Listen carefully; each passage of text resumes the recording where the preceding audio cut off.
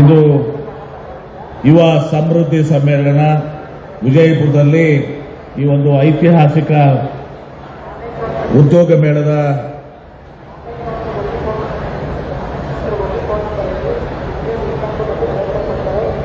ಕೇಂದ್ರ ಘನ ಉಪಸ್ಥಿತಿಯನ್ನು ಹೊಂದಿ ಈ ಕಾರ್ಯಕ್ರಮದ ಕೇಂದ್ರ ಬಿಂದುಗಳು ಇವತ್ತು ಕರ್ನಾಟಕ ರಾಜ್ಯದ ವೈದ್ಯಕೀಯ ಶಿಕ್ಷಣ ಹಾಗೂ ಕೌಶಲ್ಯಾಭಿವೃದ್ಧಿ ಉದ್ಯಮಶೀಲತೆ ಮತ್ತು ಜೀವನೋಪಾಯ ಸಚಿವರು ಆತ್ಮೀಯರಾದಂತಹ ಡಾಕ್ಟರ್ ಶರಣ್ ಪ್ರಕಾಶ್ ಪಾಟೀಲ್ರೇ, ಈ ಕಾರ್ಯಕ್ರಮದ ಕಾರಣೀಕರ್ತರು ಇವತ್ತು ಕರ್ನಾಟಕ ಕೌಶಲ್ಯಾಭಿವೃದ್ಧಿ ನಿಗಮದ ಹಾಗೂ ಕರ್ನಾಟಕ ವೃತ್ತಿ ತರಬೇತಿ ಹಾಗೂ ಕೌಶಲ್ಯ ಉದ್ಯಮ ನಿಗಮದ ಅಧ್ಯಕ್ಷರಾದಂತಹ ಶ್ರೀಮತಿ ಕಾಂತಾ ನಾಯಕ್ ಅವರೇ, ಬಾಲ ವಿಕಾಸ್ ಅಕಾಡೆಮಿಯ ಅಧ್ಯಕ್ಷರು ಆತ್ಮೀಯ ಸಹೋದರರಾದಂತಹ ಶ್ರೀ ಸನ್ಮೇಶ್ ಬಬಲೇಶ್ವರ್ ಅವರೇ, ನಗರಾಭಿವೃದ್ಧಿ ಪ್ರಾಧಿಕಾರದ ಅಧ್ಯಕ್ಷರಾದಂತಹ ಶ್ರೀ ಕನಾನ್ ಮುಶ್ರೀಫ್ ಅವರೇ,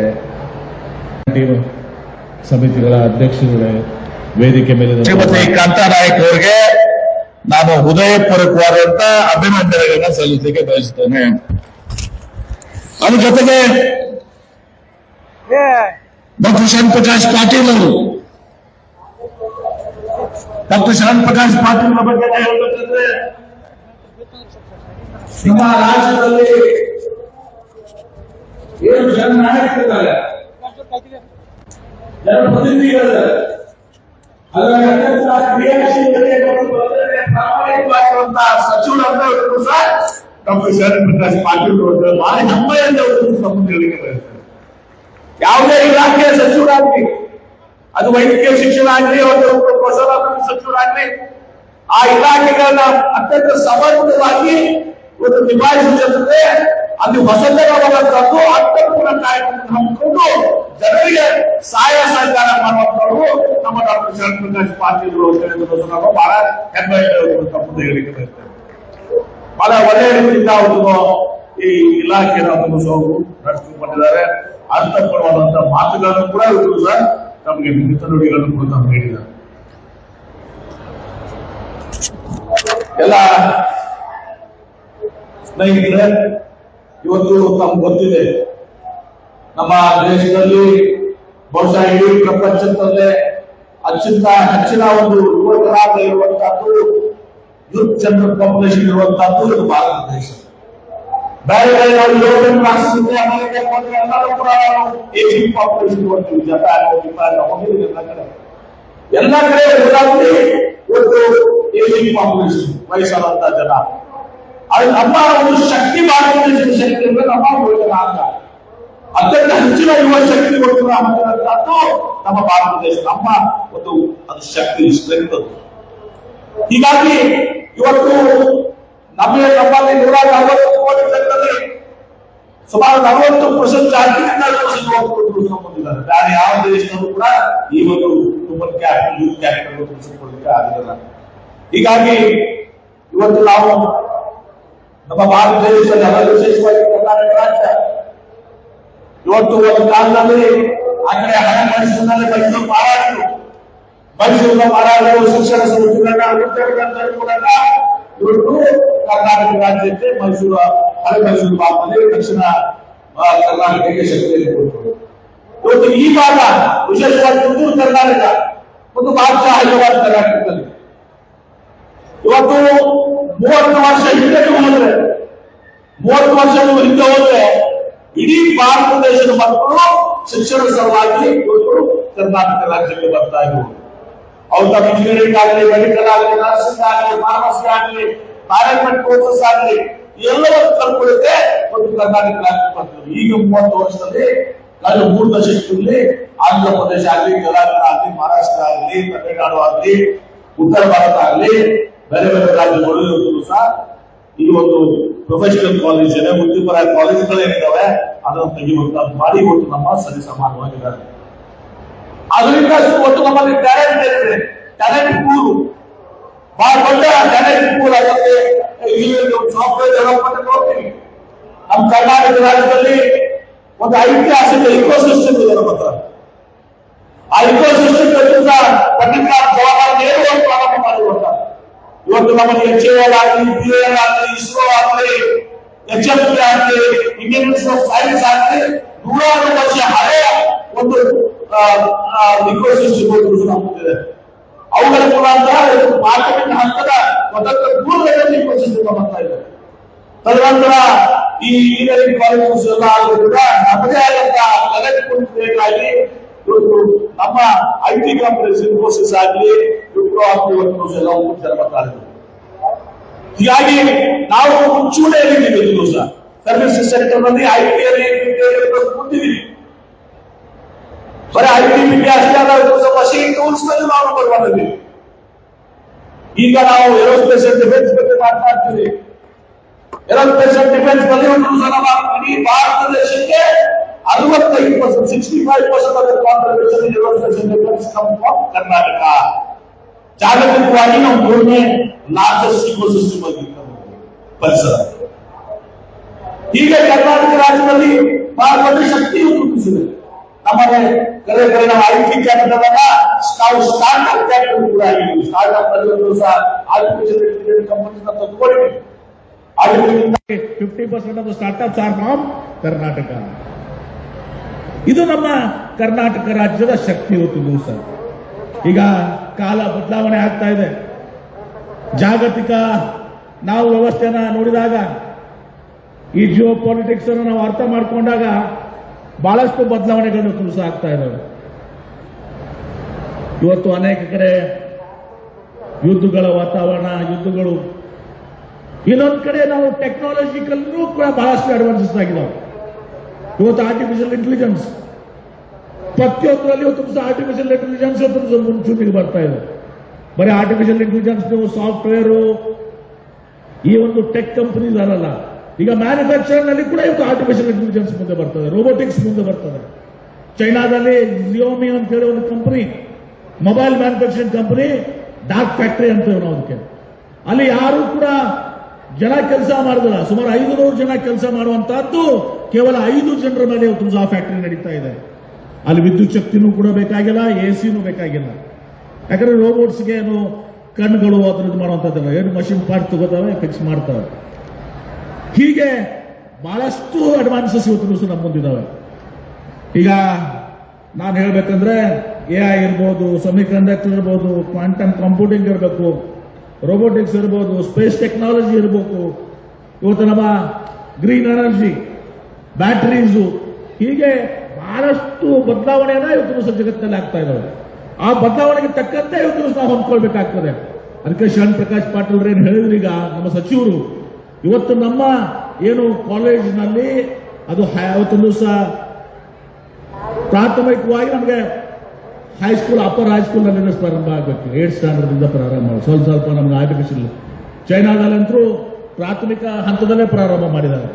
ನಾವು ಅಟ್ಲೀಸ್ಟ್ ಇವತ್ತು ದಿವಸ 8th, 9th, 10 ಅಪ್ಪರ್ ಸೆಕೆಂಡರಿ ಏನಂತೀವಿ ನಾವು, ಮಾಧ್ಯಮಿಕ ಶಾಲೆಗಳು ಅಂತೀವಿ, ಅಲ್ಲಿಂದ ಸ್ವಲ್ಪ ನಮ್ಮ ಜನರಿಗೆ ಎಕ್ಸ್ಪೋಜರ್ ಕೊಡಬೇಕು. ಆ ಎಕ್ಸ್ಪೋಜರ್ ಇದ್ರೆ ಬೇಕಾದಷ್ಟು ಬದಲಾವಣೆ ಆಗ್ತದೆ. ಯಾರು ಹುಟ್ಟಿನಿಂದ ಬುದ್ಧಿವಂತರಾಗಿರಂಗಿಲ್ಲ, ಅವರಿಗೆ ಅವಕಾಶಗಳು ಮತ್ತು ಅವರಿಗೆ ನಾವು ಎಕ್ಸ್ಪೋಜರ್ ಏನಂತರ ಇದನ್ನೆಲ್ಲ ಮಾಡಿದ್ರೆ ಬಹಳಷ್ಟು ಬದಲಾವಣೆ ಆಗ್ಲಿಕ್ಕೆ ಸಾಧ್ಯ ಇದೆ. ಗ್ರಾಮೀಣ ಮಟ್ಟದಲ್ಲಿ ಅನೇಕ ಪ್ರತಿಭೆಗಳಿದಾವೆ. ನಾನೀಗ ವಿಜಯವಾಣಿಯ ಒಂದು ಎಕ್ಸ್ಪೋನ ಉದ್ಘಾಟನೆ ಮಾಡಿ ಬಂದೆ.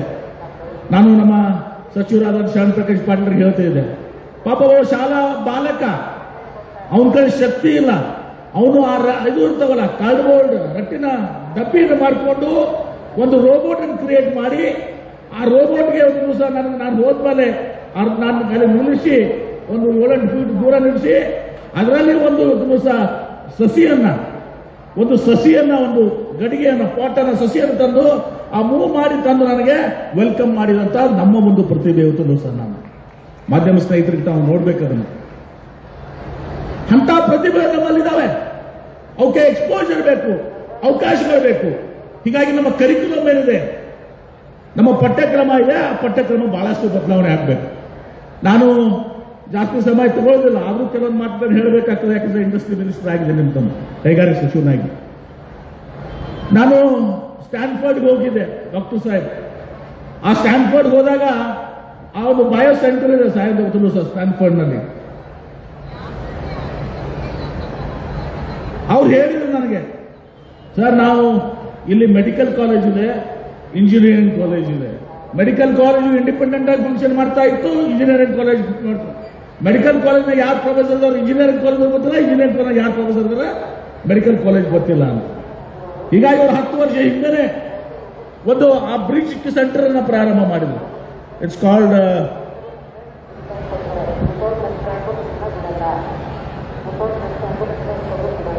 Stanford centre for bio design ಅಂತ ಸ್ಯಾನ್ ಫ್ರಾನ್ಸಿಸ್ಕೋ. ಅಂದ್ರೆ ಅವ್ರು ಹೇಳಿದ್ರು ಬರೀ ಮೆಡಿಕಲ್ದವರು ಡಾಕ್ಟರ್ಸ್ ಬರೀ ಮೆಡಿಕಲ್ ಟೀಚಿಂಗ್ ಮಾಡುವಂತದ್ದಾಗ್ತದೆ, ಇಂಜಿನಿಯರಿಂಗ್ ಟೆಕ್ನಾಲಜಿ ತಮ್ಮ ಟೀಚಿಂಗ್ ಮಾಡ್ತಾರೆ. ಈ ಎರಡೂ ಮಧ್ಯ ಏನಿದೆ ಕೊಲಾಬರೇಷನ್ ಏನಾಗಬೇಕು. ನಾವು ಈಗ ವಿಚಾರ ಮಾಡ್ತಾ ಇದ್ದೀವಿ, ಹೋಗೇ ವಿಚಾರ ಮಾಡಿ ಒಂದು ಸೆಂಟರ್ನ ಬಯೋ ಡಿಸೈನ್ ಸೆಂಟರ್ನ ಮಾಡಿದರು. ತನ್ನ ಮೂಲಕ ಡಾಕ್ಟರ್ಸ್ ಮತ್ತು ಇಂಜಿನಿಯರ್ಸ್ ನ ಕೂರಿಸುವಂತ ಈಗ ಕಾಲ ಬಂದ್ಬಿಟ್ಟಿದೆ. ಅದು ವಿತೌಟ್ AI, ವಿತೌಟ್ ರೋಬೋಟಿಕ್ಸ್ ಇವತ್ತು ಮೆಡಿಕಲ್ ಕಾಲೇಜ್ ಡಾಕ್ಟರ್ಸ್ ಕೂಡ ಮುಂದೆ ಬಹಳ ಕಷ್ಟ ಅನುಭವಿಸ್ತಾರೆ, ಲಾಯರ್ಸ್ ಕಷ್ಟ ಅನುಭವಿಸ್ತಾರೆ. ಎಲ್ಲದರಲ್ಲೂ ಆರ್ಟಿಫಿಷಿಯಲ್ ಇಂಟೆಲಿಜೆನ್ಸ್ ಮ್ಯಾನುಫ್ಯಾಕ್ಚರಿಂಗ್ ಇರಲಿ ಎಲ್ಲದರಲ್ಲೂ ಕೂಡ ಮುಂದೆ ಬರ್ತಾರೆ. ಹೀಗಾಗಿ ಆ ಬದಲಾವಣೆ ಆದಂಥ ಸಂದರ್ಭದಲ್ಲಿ ಸೂಕ್ತವಾದಂಥ ನಮ್ಮ ಎಜುಕೇಶನ್ ವ್ಯವಸ್ಥೆ, ವಿದ್ಯಾ ವ್ಯವಸ್ಥೆ, ನಮ್ಮ ಶಿಕ್ಷಣ ವ್ಯವಸ್ಥೆ ನಾವು ಕೂಡ ಬದಲಾವಣೆಗೆ ಅಡಾಪ್ಟ್ ಮಾಡ್ಕೊಳ್ಬೇಕು. ನಾವು ಟ್ರೆಡಿಷನಲ್ ಆಗಿರುವಂತಹದ್ದನ್ನು ಹೊರತುಪಡಿಸಿ ನಾವು ಒಂದು ಎಕ್ಸ್ಟ್ರಾ ಕರಿಕ್ಯುಲಮ್ ಏನು ಮಾಡ್ತೀವಿ ಮಾಡುವಂತ ಕೆಲಸ ಆಗ್ಬೇಕು. ನಾನು ನೋಡ್ತೀನಿ ಬಹಳಷ್ಟು ವಿಚಾರದಲ್ಲಿ, ನಾನು ಸ್ವಲ್ಪ ಇನ್ಸ್ಟಾಗ್ರಾಮು ಇದರಲ್ಲಿ ಎಲ್ಲ ನೋಡ್ತಿರ್ತೀನಿ. ಅನೇಕ ಯೂನಿವರ್ಸಿಟೀಸು, ಅನೇಕ ಕಂಪನೀಸ್ಗಳು ಕೂಡ, ದೊಡ್ಡ ದೊಡ್ಡ ಕಂಪನೀಸ್ ಕೂಡ ಇವು ಆನ್ಲೈನ್ ಕೋರ್ಸಸ್ ಅನ್ನು ಕೊಡ್ತಾ ಇದ್ದಾರೆ. ತುಂಬ ಸಹ ಟ್ರೈನಿಂಗ್ ಅನ್ನ ಇವತ್ತು ಆಂಧ್ರ ಪ್ರದೇಶನಾಗ AI ಯೂನಿವರ್ಸಿಟಿ ಏನು ಮಾಡ್ತಾರೆ ನಿಮಿಡಿಯಾ ಜೊತೆಗೆ, ಆರ್ಟಿಫಿಷಿಯಲ್ ಇಂಟೆಲಿಜೆನ್ಸ್ ಯೂನಿವರ್ಸಿಟಿನೇ ಇವತ್ತು ಕ್ರಿಯೇಟ್ ಮಾಡ್ತಾ ಇದ್ದಾರೆ ನಿಮಿಡಿಯಾ ಜೊತೆಗೆ. ಹೀಗೆ ಕಾಲ ಬಹಳಷ್ಟು ಬದಲಾವಣೆ ಆಗಿದೆ. ಆ ಬದಲಾವಣೆ ತಕ್ಕಂತೆ ನಾವು ನಮ್ಮ ಶಿಕ್ಷಣ ವ್ಯವಸ್ಥೆಯಲ್ಲಿ ಮಾರ್ಪಾಡುಗಳನ್ನು ಮಾಡ್ಕೊಳ್ಬೇಕು. ಅದ್ರ ಜೊತೆಗೆ ಸ್ಕಿಲ್ಲಿಂಗು, ಆ ಕೌಶಲ್ಯ ತರಬೇತಿ, ಅಪ್ ಸ್ಕಿಲ್ಲಿಂಗ್ ಅನ್ನು, ನನ್ನ ಸ್ಕಿಲ್ಲಿಂಗ್ ಇತ್ತು ಅದಕ್ಕೆ ಹೆಚ್ಚಿನ ಒಂದು ಸ್ಕಿಲ್ಲಿಂಗು. ನಾನು ನೋಡಿದ್ದೀನಿ ಬಹಳಷ್ಟು ಜನ ಈ ಬೇಸಿಕ್ ಸೈನ್ಸಸ್, ನಾವು ಅನೇಕ ಕಡೆ ಅಮೆರಿಕನ್ ಕಂಪನೀಸ್ ಹೋದಾಗ, ಸೆಮಿ ಕಂಡಕ್ಟರ್ ಕಂಪನಿಗೆ ಹೋದಾಗ ಅಲ್ಲಿ ಬರೇ ನಮ್ಮ ಸಾಫ್ಟ್ವೇರ್ ಇಂಜಿನಿಯರ್ಸು, ಇಲೆಕ್ಟ್ರಾನಿಕ್ ಇಂಜಿನಿಯರ್ಸ್ ಅಲ್ಲ. ಇವತ್ತು ನಾನು ನೋಡಿದಾಗ ಎಲ್ಲರೂ ಅನೇಕ ಸಂದರ್ಭ ಕೇಳಿದ, ಅವರೆಲ್ಲರೂ ಭಾರತೀಯರು. ನಾವು ಕೇಳಿದ್ರೆ ನೀವೇನ್ ಮಾಡಿದ್ರೆ MSc ಮ್ಯಾಥಮೆಟಿಕ್ಸ್ PhD ಅಂತ ಹೇಳ್ತಾರೆ, MSc physics, MSc chemistry, PhD. So ಆ ಒಂದು ಬೇಸಿಕ್ ಸೈನ್ಸ್ ನಲ್ಲಿ ಒಂದು ನಶಿಸಿ ಹೋಗ್ತಾ ಇದೆ. ಎಲ್ಲರೂ ಕೂಡ ಒಂದು ರಶ್ಯು ಇಂಜಿನಿಯರಿಂಗ್ ನಲ್ಲಿ ಕಂಪ್ಯೂಟರ್, ಇಲೆಕ್ಟ್ರಾನಿಕ್ಸ್.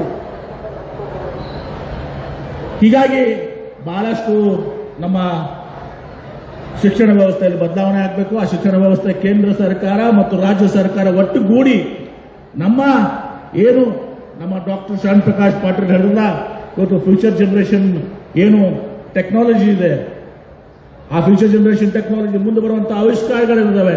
ಯಾಕಂದ್ರೆ ಇವತ್ತು ನಮ್ಮ ಮುಂದಿರ್ತದೆ, ನಾಳೆ ಅದು ಇರುವುದಿಲ್ಲ. ಇವತ್ತೇನು ನಮ್ಮ ಒಂದು ಟೆಕ್ನಾಲಜಿ ಇರುತ್ತೆ, ನಾಳೆ ಅದು ಇರುವುದಿಲ್ಲ. ಹೀಗೆ ವ್ಯಾಪಕ ಬದಲಾವಣೆಗಳ ಸಂದರ್ಭದಲ್ಲಿ ನಾವು ಅದಕ್ಕೆ ರೆಸಿಲಿಯನ್ಸ್ ಬೇಕಾಗ್ತದೆ, ಅದನ್ನ ಶಕ್ತಿಸ್ಕೊಂತ ಶಕ್ತಿವಂತ ನಮ್ಗೆ ಬೇಕಾಗ್ತದೆ. ಅದಾಗಬೇಕಂದ್ರೆ ಇವತ್ತು ನಮ್ಮಲ್ಲಿ ಬಹಳ ವ್ಯಾಪಕವಾದಂಥ ಬದಲಾವಣೆಗಳು ಕೂಡ ಆಗಬೇಕು. ನಮ್ಮ ಯುವಕರು, ವಿಶೇಷ ವಿದ್ಯಾರ್ಥಿನಿಗಳು, ಉತ್ತರ ಕರ್ನಾಟಕದವರು ಬಹಳ ಇವತ್ತೊಂದು ಸಹ ಇಂಟೆಲಿಜೆಂಟ್, ಸಪ್ತಮಿಗೌಡ ಅವರ ಬಹಳ ಇಂಟೆಲಿಜೆಂಟ್ ಇರ್ತಾರೆ. ಆಸ್ ಯು ಟೋಲ್ಡ್, ಅವ್ರು ಒಂದೇ ಒಂದು ಕಮ್ಯುನಿಕೇಶನ್ ಸ್ಕಿಲ್, ಆ ಕಮ್ಯುನಿಕೇಶನ್ ಸ್ಕಿಲ್ ಅನಿಸ್ತಿರ್ತಾರೆ. ಇನ್ಫೋಸಿಸ್ ನಾರಾಯಣ ಮೂರ್ತಿ ಅವರು ಹೇಳಿದ್ರು, ನಾನು ಯಾವಾಗಲೂ ಕೂಡ I give first preference to north Karnataka engineers ಅಂತ ಹೇಳಿ. ಯಾಕಂದ್ರೆ ಅವ್ರಿಗೆ ಒಂದ್ಸಲ ಇನ್ಫೋಸಿಸ್ ಬಂದ್ರೆ ಕಡೆಯವರೆಗೆ ಇನ್ಫೋಸಿಸ್ ನಲ್ಲಿ ಇರ್ತಾರೆ. ಅದೇ ನೀವು ಬೆಂಗಳೂರಿನ ನೋಡ್ರಿ, ಅವ್ರೇನ್ ಮಾಡ್ತಾರೆ, ಇವತ್ತು ಬೇರೆ ಅವರು 5,000 ರೂಪಾಯಿ ಜಾಸ್ತಿ ಕೊಡ್ತೀವಿ ಅಂದ್ರೆ ಡೆಟ್ ಜಂಪ್ ದ ಜಾಬ್, ಮತ್ತೊಬ್ಬ 10,000 ಕೊಡ್ತೀವಿ they'd jump. Here there will be a loyalty to the company. ಒಳ್ಳೆ ಕಂಪನಿ ಸ್ಟಾರ್ಟ್ ಆದು ಇನ್ಫೋಸಿಸ್, ವಿಪ್ರೋ ಅಂದ್ರೆ ಅಲ್ಲಿ ಇವತ್ತು ಸಹ ರಿಟೆನ್ಷನ್ ಕೆಪಾಸಿಟಿ ಸಹ ಬಹಳ ಜಾಸ್ತಿ ಇರ್ತದೆ. ಯಾಕಂದ್ರೆ they value the company, not the salary, they value the company. ಹೀಗೆ ನಮ್ಮಲ್ಲಿ ಭಾರಿ ಹಾರ್ಡ್ ವರ್ಕಿಂಗ್ ಇರ್ತಾರೆ, ಬಹಳಷ್ಟು ಬುದ್ಧಿವಂತರು ಇರ್ತಾರೆ. ಆದ್ರೆ ಅವರಿಗೆ ಕೊರತೆ ಇರುವಂತಹದ್ದು ಓನ್ಲಿ ಕಮ್ಯುನಿಕೇಶನ್ ಸ್ಕಿಲ್ಸ್. ಆ ಕಮ್ಯುನಿಕೇಶನ್ ಸ್ಕಿಲ್ಸ್ ಹೋದಾದ್ರೆ ಬಹುಶಃ ನಮ್ಮನ್ನ ಹಿಡಿಯೋರು ಯಾರು ಕೂಡ ಇಲ್ಲ. ಇವತ್ತು ಅಮೆರಿಕಕ್ಕೆ ಹೋಗ್ರಿ, ಇವತ್ತು ನೀವು ಬೇರೆ ಬೇರೆ ದೇಶಕ್ಕೆ ಹೋಗ್ರಿ, ಅಲ್ಲಿ ಡಾಕ್ಟರ್ಸ್ ಇಂಜಿನಿಯರ್ಸ್ ಎಲ್ಲರೂ ಉತ್ತರ ಕರ್ನಾಟಕದವರೇ.